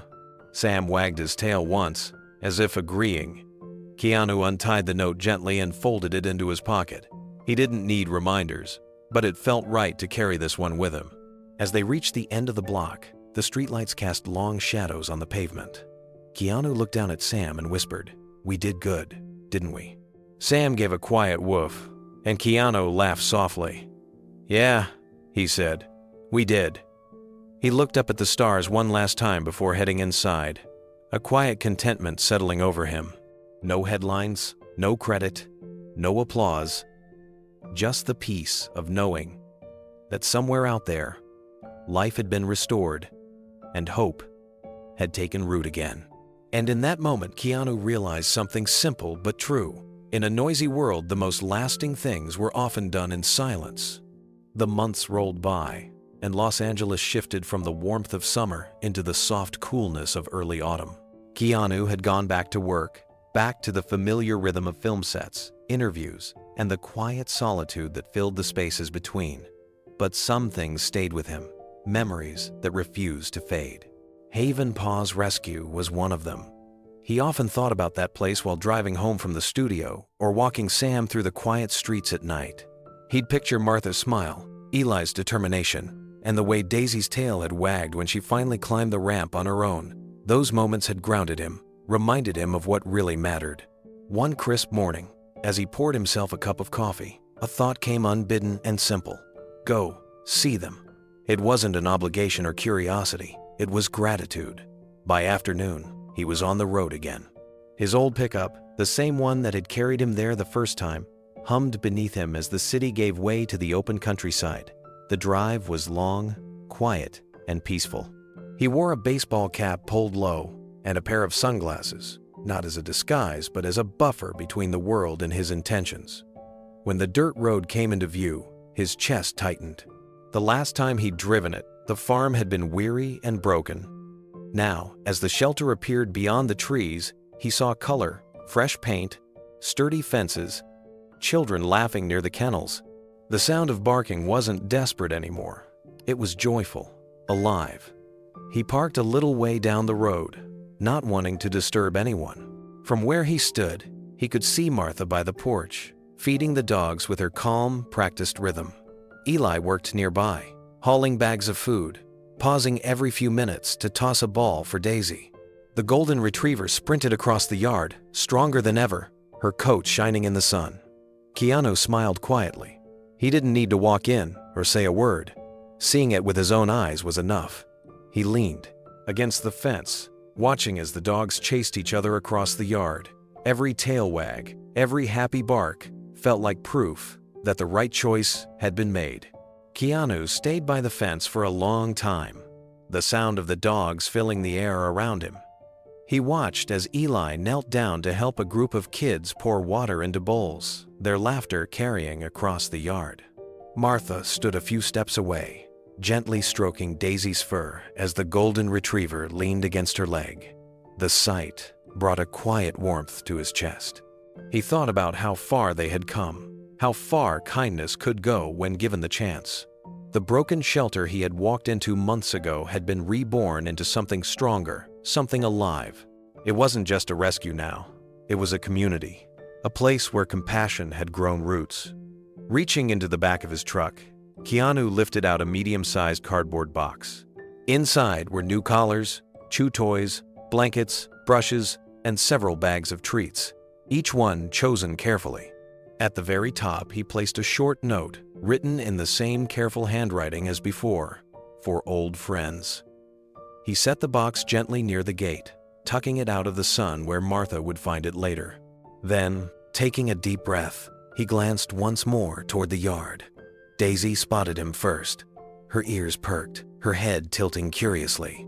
When Keanu lifted a hand to wave, she began to bark a bright, joyful sound that drew everyone's attention. Eli turned and squinted toward the road, shading his eyes from the afternoon light. For a brief moment, their gazes met across the distance. Recognition flickered in Eli's face, slow but certain. He raised his hand in return, a small smile tugging at his lips. Keanu gave a slight nod and smiled back. There was no need for words. The message was already clear. Martha looked up next, following her son's gaze. The man by the fence stood quietly, his hat pulled low, his figure framed by the warm glow of late sunlight. She couldn't see his face clearly, but something about the way he stood, the calm in his posture, the gentleness of his presence, felt achingly familiar. Before she could step forward, he turned toward the truck. Daisy barked again, louder this time, running to the edge of the fence and wagging her tail with wild excitement. Martha's heart swelled. She didn't call out. She didn't ask him to stay. She simply placed a hand over her heart and whispered, "Thank you." Keanu paused for a moment, glancing back just once. His smile was soft, almost wistful, before he climbed into the truck. The engine hummed quietly to life.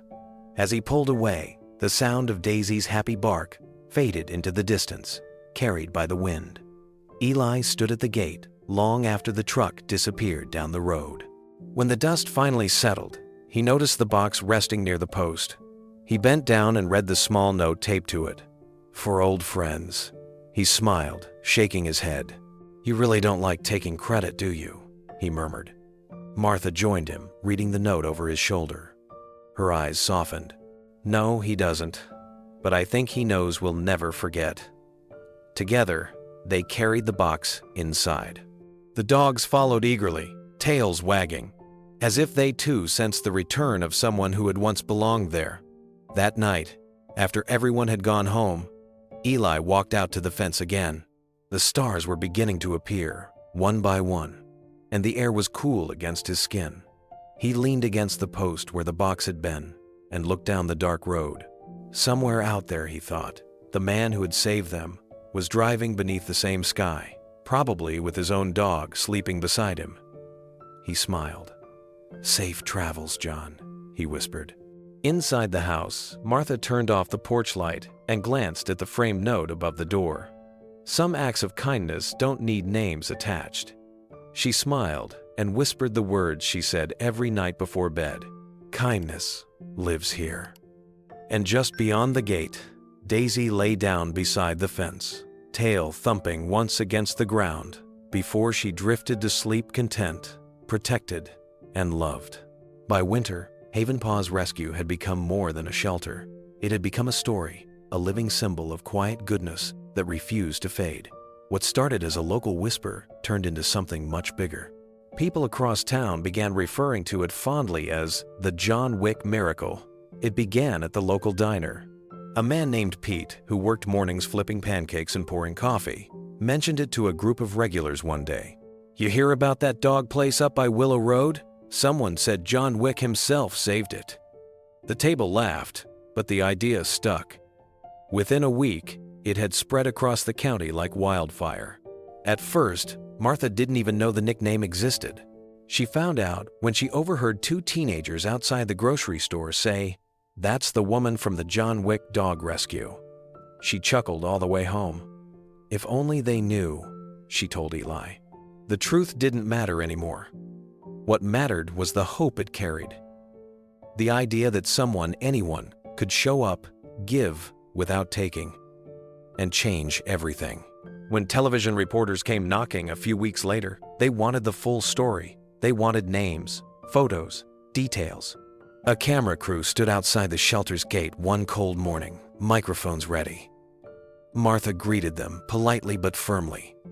"We heard a Hollywood actor might have been involved," one reporter asked eagerly.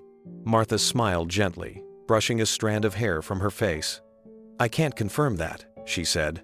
But I can tell you this, it wasn't about who he was. It was about what he did.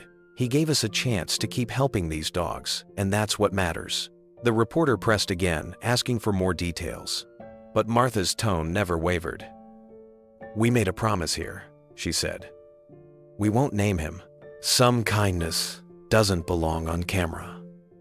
They left disappointed. But when the story aired that evening, her words struck a chord. The headline read, "The Shelter That Refuses to Name Its Hero." The clip spread fast, and viewers across the country admired the humility of the woman who had chosen gratitude over gossip.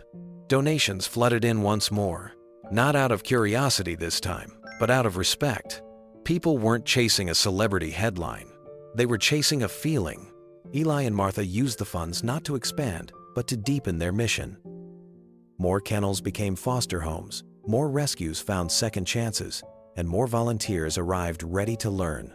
Haven Paws wasn't a story of fame anymore. It was a movement of kindness.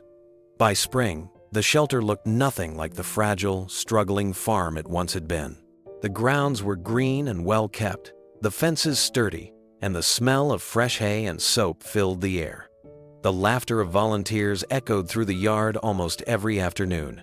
What had once been a place of desperation had become a sanctuary. Every weekend, families lined up outside the gate, waiting to meet the dogs. They came from nearby towns, and sometimes even from other states, each one drawn by the same story, the mysterious man who saved Haven Paws Rescue. The legend had grown beyond recognition. Some people swore he was a local rancher. Others said he was a tech billionaire who wanted to stay anonymous. But most preferred to believe the fairy tale that John Wick's real-life counterpart had shown up in their small town, saved the dogs, and disappeared without a word. It wasn't exactly true, but it wasn't wrong either. The truth wasn't about the name, it was about the message. He never corrected anyone. By early summer, something extraordinary happened. For the first time in the shelter's history, every single cage was empty. The adoption board that once carried photos of lost, broken animals now read, "All adopted." Martha stood before it one morning, her eyes filling with tears. "Can you believe this?" she whispered. "Not one left waiting." Eli grinned, setting down a bucket of fresh water. "Looks like we're doing something right." They had started hosting open adoption days, where kids and parents could come meet the dogs in person. Instead of sad faces behind bars, people were greeted by wagging tails and playful paws. Each adoption ended with a photo beneath the new banner that hung proudly across the front gate. "Every dog deserves a hero." That phrase became their new motto. It appeared on t-shirts, coffee mugs, even bumper stickers. But more than that, it became a promise to keep giving every animal a chance, the same way someone once gave them one. Local news stations began running follow-up stories, calling Haven Paws the heart of Willow County. But when reporters asked again about the man behind it all, Martha always gave the same answer. He wouldn't want the credit, and we wouldn't take it from him. The mystery kept the legend alive. The town embraced it fully. A mural was painted downtown depicting a man in a baseball cap kneeling beside a dog under the words, "Kindness lives here."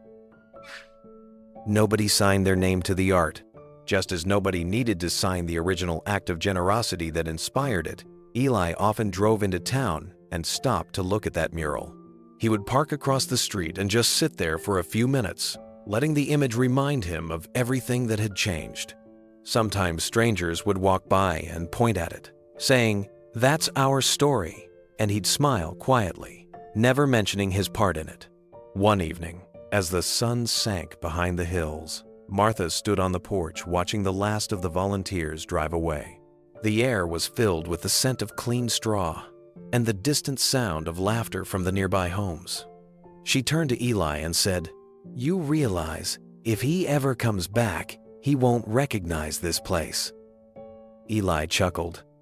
"Good. That means we did what he hoped we would." She nodded slowly, her eyes misty. "We kept his kindness alive." That night, before locking up, Eli stopped at the framed letter inside the entrance, the one with the paw print. He touched the glass lightly and whispered, "We're still following your lead." Outside, the wooden sign swayed gently in the breeze. The paint had begun to fade slightly, but the words were still clear. Kindness lives here. And as the wind carried the sound of dogs barking happily in the distance, the legend of the John Wick miracle continued to spread, no longer about the mystery of one man, but about the power of compassion itself. The legend of Haven Paw's rescue had already spread far beyond Willow County, but one quiet morning in Los Angeles, it exploded into something else entirely. It started when a young journalist named Ava Morales stumbled upon the story while researching feel-good features for her online magazine. She wasn't looking for celebrity news, just something real, something that reminded people of decency. But as she scrolled through the archived posts, something caught her attention.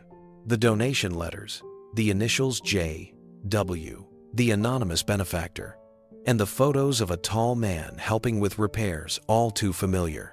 She dug deeper, pulling old photos from local archives and matching them against public appearances. In one image, the angle of his jaw, the posture, the build, it was unmistakable. She cross-referenced dates, locations, and finally the vehicle seen by neighbors, an old black pickup truck. Her heart raced. "No way," she whispered. Within hours, she had written the piece.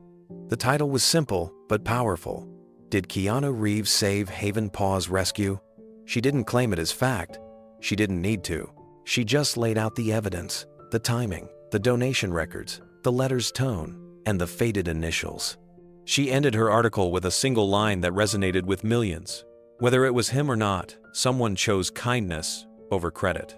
And maybe that's the most Keanu thing anyone could do. The story published early in the morning. By midday, it had reached millions. Comments poured in from every corner of the internet. Fans sharing memories, dog lovers crying, and people posting photos of their own rescues with captions like, "Kindness lives here too." Within a day, the shelter's social media pages were flooded with messages. Donations doubled, then tripled. Volunteers signed up faster than they could be processed. Even people overseas sent support, saying the story had inspired them to donate to their local shelters. Haven Paw's rescue had gone viral again, but this time, it wasn't just a local miracle. It was a worldwide movement of empathy. At first, Martha didn't even realize what had happened.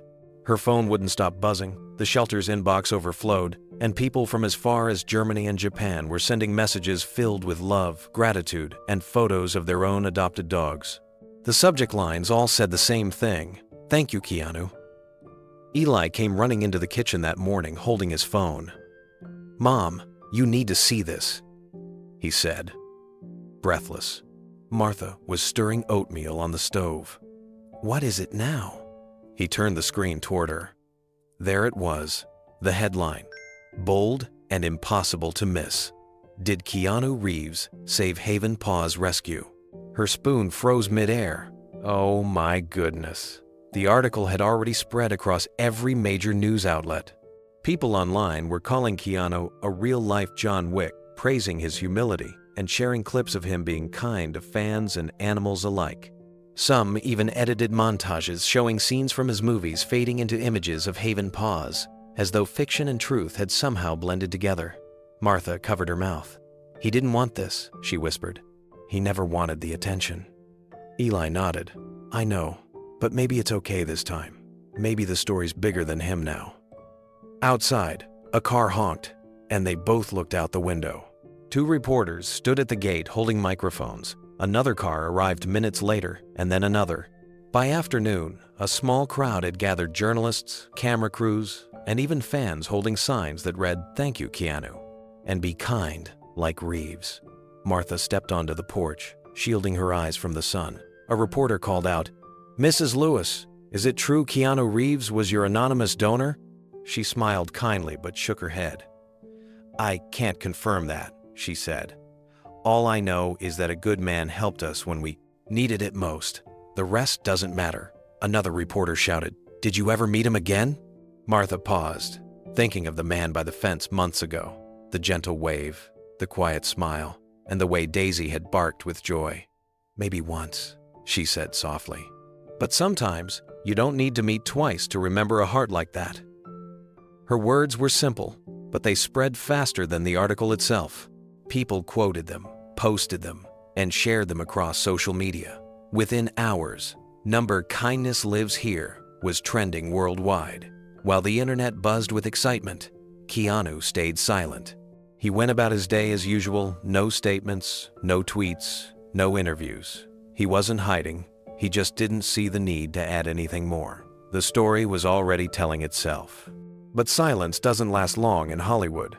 A few days later, during a press event for his new film, a journalist couldn't resist asking. The question came near the end, almost casually.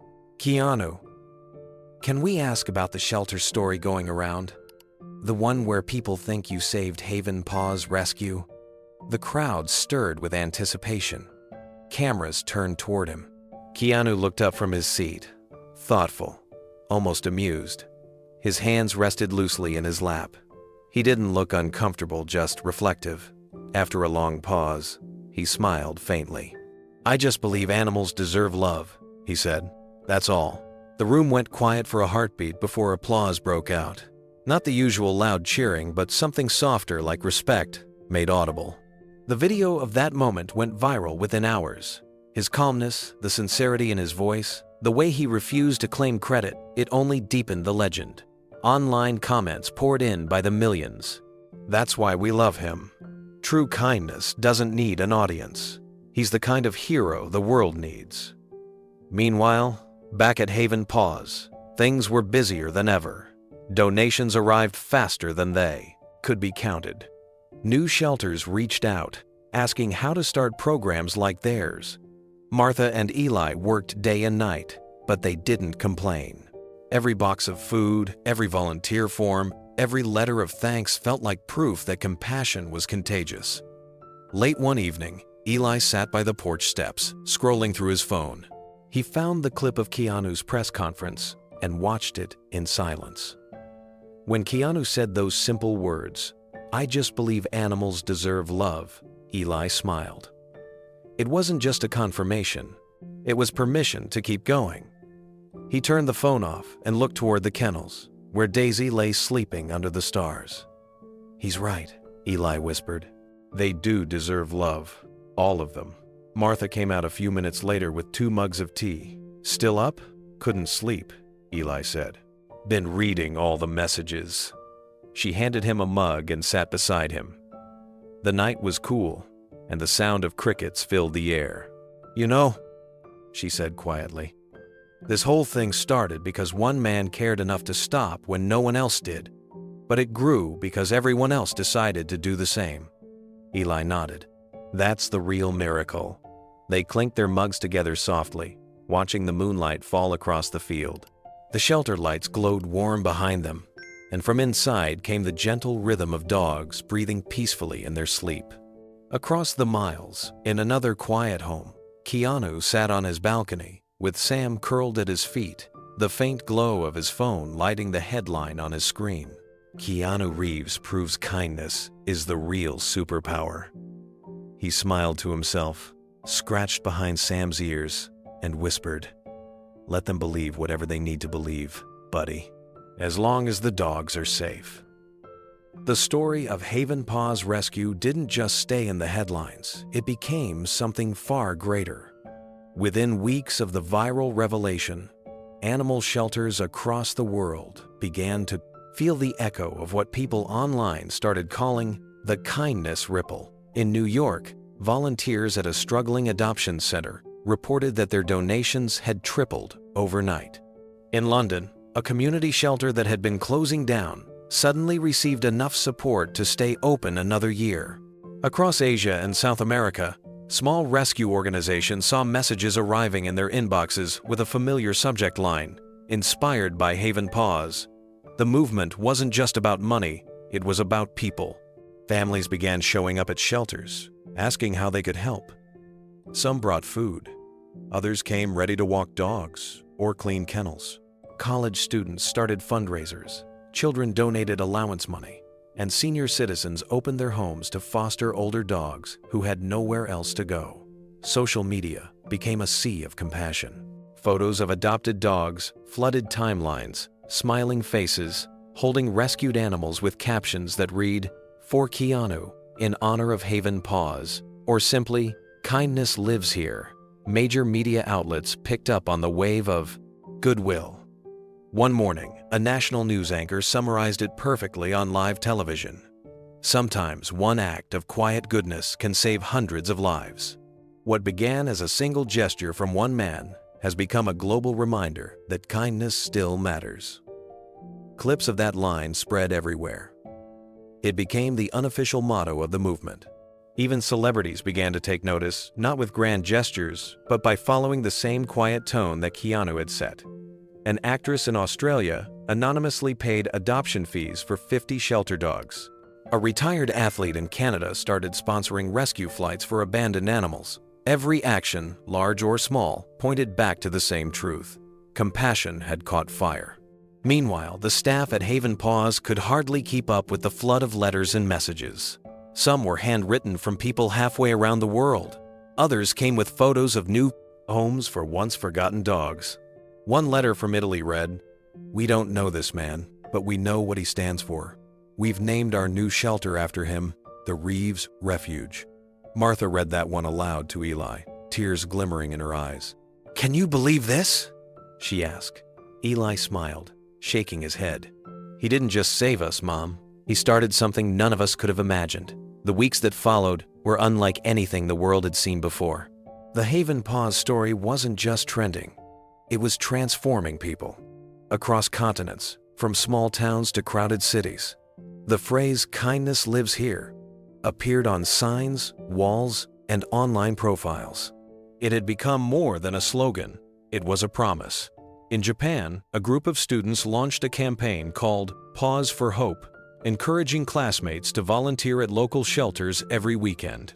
In Brazil, an animal rescue organization reported its highest adoption rate in history. In Kenya, a young teacher began a small after-school club where children learned how to care for stray dogs and cats in their village. Every act seemed to echo back to the same seed planted by a man who never asked to be recognized. Television shows ran segments highlighting the phenomenon. Talk hosts, usually focused on gossip and entertainment, now opened their programs with stories of ordinary people doing extraordinary things for animals. On one broadcast, a commentator said, "In a world full of noise, one quiet man reminded us how powerful silence can be." Even critics, those who normally dismissed celebrity philanthropy as staged or self-serving, found themselves disarmed. Editorials described the Haven Paws movement as the most authentic celebrity act of the year. One columnist wrote, "It wasn't a PR team, it wasn't a campaign. It was one man choosing compassion when no one was watching. And that's why it matters." Through it all, Keanu remained true to himself. No statements, no public appearances tied to the story, just the same quiet rhythm of life. Yet, somehow, that very silence became louder than any interview could have been. At one point, a journalist asked a question on a late-night news panel. "Do you think he knows how big this has become?" The host smiled and replied, "Knowing Keanu, he probably does, and he's probably just happy the dogs are okay." Back at Haven Paws, the ripple effect was tangible. Their phone never stopped ringing. People wanted to visit, donate, or simply say, "Thank you." Some came with tears in their eyes, saying they had lost faith in people until they read about what had happened here. Others brought rescued animals of their own, hoping Martha and Eli could help them find homes. The shelter expanded slightly. Not out of ambition, but necessity. A small new wing was built to accommodate the increased traffic and to serve as a community education center.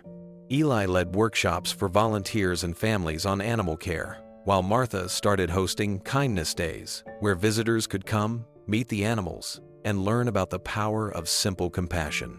One afternoon, as they prepared for another full weekend, a delivery truck arrived with a large wooden crate. Inside was a bronze plaque engraved with words that made Martha's voice tremble as she read them aloud. "To the unknown friend, who proved that love needs no credit, and compassion needs no stage. From all of us who still believe." Eli smiled. "It's beautiful," he said. Martha nodded, her eyes glistening. "Let's hang it right by the front gate." When the sun set that evening, the plaque shone softly under the porch light, visible to everyone who entered. Visitors stopped to read it, some taking photos, others standing quietly for a moment before stepping inside. Across the world, news anchors closed their broadcasts with the same closing line that had come to define the movement. Sometimes, one act of quiet goodness can save hundreds of lives. And though the headlines eventually faded, as all stories do, the kindness they inspired never did. It lived on in every rescued dog, every volunteer who showed up, and every person who looked at the world a little differently because of it. A full year passed, but the memory of that miraculous spring at Haven Paws Rescue never faded. Seasons came and went, but the spirit that had taken root in that little farm on the edge of Willow County only grew stronger. The anniversary fell on a bright Sunday morning. The sky was clear, the air crisp with the scent of wildflowers and fresh hay. Dozens of cars lined the dirt road leading to the shelter. Families arrived with laughter, children holding leashes, and dogs bounding out with wagging tails. Some were the very same dogs that had once lived behind the fences of Haven Paws, now healthy, loved, and full of joy. Martha stood on the porch, watching them come in. Her heart swelled with pride. It was hard to believe how far they had come in just a year. The kennels were nearly empty again, not because the shelter was failing, but because every animal had found a home. Eli worked near the gate, greeting guests and helping them park. He had grown into his role over the past year not just as a caretaker, but as the quiet face of the movement that had started there. He waved to a familiar family whose dog, a black Labrador named Moose, ran ahead to greet him. "Look at you, big guy," Eli laughed, bending down to scratch behind the dog's ears. By noon, the yard was full of life. Tables lined with refreshments stood beneath strings of colorful lights. A small stage had been built near the mural wall, today's big reveal. It was the highlight of the celebration, something Martha and Eli had planned for months. When it came time, Martha stepped onto the small wooden platform, microphone in hand.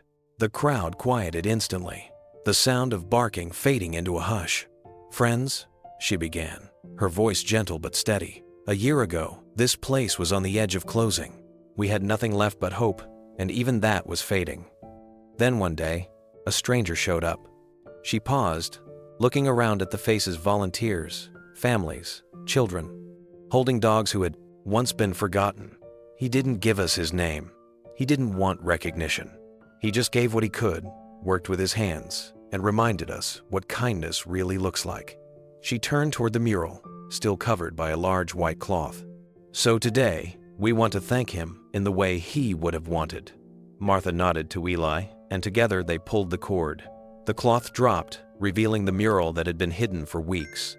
The crowd gasped softly. Painted across the wall was a scene bathed in warm sunlight. A man in a worn jacket and cap stood in the middle of a field, surrounded by dogs of every size and color. His face wasn't visible, it was turned slightly toward the light, the rays obscuring his features. Around him, the animals leapt and played, captured in vibrant color and motion. Above the mural, in bold letters, were the words, "Every dog deserves a hero." For a long moment, no one spoke. The wind carried the sound of chimes hanging from the porch, and Daisy barked once, almost as if approving of the image. Martha's voice trembled when she finally spoke again. "He never wanted recognition, so we gave him what he wanted: anonymity with gratitude." The crowd broke into applause. Some wiped their eyes. Others simply stood there, staring at the mural that somehow managed to capture everything: hope, humility, and the quiet strength of goodness done in secret. Eli stepped forward, holding the microphone now. "We may never say his name, but we know what he stood for," he said, his tone calm but full of emotion. "Because real heroes don't need names. They just show up, do what's right, and leave the world better than they found it." His words drew another round of applause, this time louder and more heartfelt. Around them, the dogs barked and wagged their tails as if joining the celebration. The joy was infectious. Kids laughed, parents smiled, and the air filled with a sense of peace that few moments in life ever carry. After the speeches, the celebration began in full. Families gathered for food, children chased puppies across the grass, and people shared stories of how they'd adopted their pets. Volunteers handed out small keepsakes keychains with the phrase, "Kindness lives here," engraved on them, and postcards featuring the mural. Martha stood by the porch, watching it all unfold. Eli joined her with 2 glasses of lemonade, handing one to her. "You did good, Mom," he said. She smiled, her eyes glistening. "We did good." Across the yard, Daisy the golden retriever, who had once struggled to walk, ran freely alongside a group of children. Her golden fur caught the sunlight, glowing against the blue sky. Martha watched her, a lump forming in her throat. "Look at her," she whispered. "She's proof that broken things can heal if someone just believes they can." Eli nodded, following her gaze. "So are we." As the afternoon wore on, one by one, the families who had adopted dogs began gathering for a special group photo in front of the mural. Martha and Eli stood in the center, surrounded by dozens of wagging tails and smiling faces. When the photographer counted down, everyone cheered, and a wave of barking and laughter filled the air. The final photo captured what words could never fully say, a sea of people and animals united by a single selfless act. Later that evening, as the sun began to set, the last of the guests said their goodbyes. The yard was quiet again, save for the rustling of leaves and the low hum of crickets. Martha sat on the porch, exhausted but content. Eli joined her, leaning against the railing. "You think he knows about all this?" Eli asked softly. She smiled faintly. "I think he knows exactly what he started." The golden light of dusk fell across the mural, making the painted sunlight seem almost alive. The faceless man in the cap seemed to glow, as if he were part of something eternal. Martha closed her eyes for a moment, listening to the distant sound of dogs playing in the fields beyond. "We'll keep his promise," she said quietly. "As long as we're here, kindness will live here too." Eli placed a hand on her shoulder. "And maybe that's the best kind of legacy, one no one owns, but everyone carries." They sat together in silence as the sky deepened to orange and gold, the mural standing tall behind them like a guardian of everything they had built. And somewhere far away, under that same sunset sky, a man in a pickup truck drove down a quiet road with his old beagle sleeping beside him. He didn't know about the mural or the event, but he smiled all the same, as if he could feel it, the warmth, the love, the gratitude that now rippled far beyond that little rescue farm. Because real kindness, once released, never really ends. The waves moved gently across the sand, glimmering with the last gold of the setting sun. Keanu walked along the shoreline, his shoes in one hand, his old beagle Sam padding beside him. The beach was quiet, the air cool, and the horizon painted in deep orange and violet streaks. He liked it that way, no cameras, no noise, no one asking for anything. Just the rhythm of the ocean and the steady sound of paws beside him. Sam trotted ahead a few steps, nose to the wind, tail wagging softly. Keanu smiled, watching the dog's simple joy. He stopped for a moment, his gaze fixed on the horizon where the sea met the fading sky. His reflection stretched long across the wet sand, broken only by the tide's edge. It had been a year since that day at Havenpaw's rescue, but the memory was still sharp. The smell of wet fur, the sound of rain hitting tin roofs, and the sight of a golden retriever limping her way toward him before pressing her head against his hand. He bent down and picked up a smooth piece of driftwood. Sam barked once, recognizing the gesture. "You ready?" Keanu said quietly. He threw the stick into the shallow surf, and Sam bounded after it, splashing in and pulling it back proudly. Keanu chuckled softly as the dog dropped it at his feet, water dripping everywhere. "Good boy," he said, patting his head. The breeze picked up, carrying the salty scent of the sea and the distant cries of gulls. Keanu looked out again at the waves rolling endlessly forward, each one erasing the footprints behind him. There was something peaceful about that, a reminder that good things didn't need to last forever to matter. They just needed to happen. He took a slow breath and spoke softly, his voice carried by the wind. "Kindness doesn't have to be loud," he said. "Sometimes it's just showing up, rolling up your sleeves, and doing what's right when no one's watching." The words hung in the air for a moment, quiet and true. Sam barked again as if to agree, and Keanu smiled. He picked up the stick once more and threw it farther this time, watching the dog chase it with energy that defied his age. As the waves lapped closer, the sky deepened into dusk, the kind that made the whole world feel still. Keanu walked farther down the beach, the tide washing cool water over his bare feet. Sam followed close behind, dragging the stick in his mouth, stopping now and then to shake off the salt water. The sun was almost gone now, dipping below the horizon, leaving streaks of pale pink and violet across the sky. He stopped when he reached a cluster of rocks, standing quietly for a moment as the waves broke gently against them. The ocean always reminded him of time, how it moved without pause, smoothing even the roughest edges. So much had changed in a year, yet he hadn't said a word about any of it, and he didn't need to. He closed his eyes and listened to the sound of the sea. The world was full of noise, constant, demanding, relentless, but moments like this reminded him that silence could speak louder. The story of Haven Paws had found its way into millions of cause. Hearts, not because of a name, but because people recognized something they'd almost forgotten.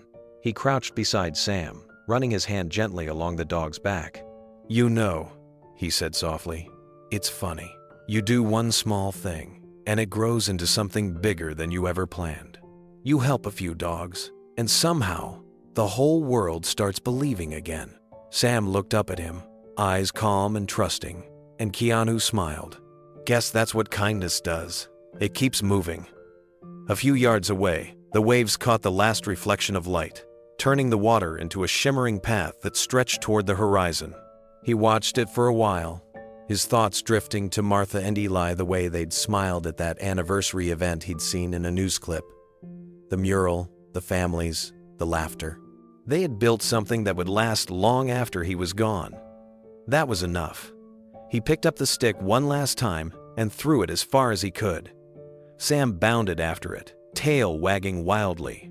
Keanu watched until the dog returned, soaked and happy, the stick clenched proudly between his teeth. He knelt down, taking it gently from his mouth. "Good job," he said with a soft laugh. "You always find your way back." As twilight deepened, he turned toward the shore where the first stars had begun to appear above the ocean. The waves rolled in rhythm with his thoughts, each one a quiet echo of the same truth he had come to understand. He spoke again, his tone calm and reflective. "If you believe in small acts making big change," he said, "share this story. Remind someone that kindness still matters. Let's keep the ripple going." The sound of the ocean filled the silence that followed. The wind brushed through his hair, and the world seemed to pause just for a heartbeat. He started walking again, Sam trotting at his side, the two of them leaving a trail of footprints that the tide would soon wash away. But even when they were gone, the sea would remember. The kindness would carry on, just like the waves endlessly moving forward. At the top of the beach, Keanu stopped and looked back, one last time. The horizon glowed faintly, a soft reminder that even endings could be beautiful. He gave a small nod, as if to something unseen, and whispered, "We did good." Then he turned and walked toward the quiet road, the night settling gently around him, his shadow fading into the soft amber light of the setting sun. And as his steps disappeared into the distance, a voice carried softly across the wind, reaching the hearts of those who would listen. Have you ever seen an act of kindness that changed someone's life? A pause. What kind of story would you like to see next about Keanu Reeves?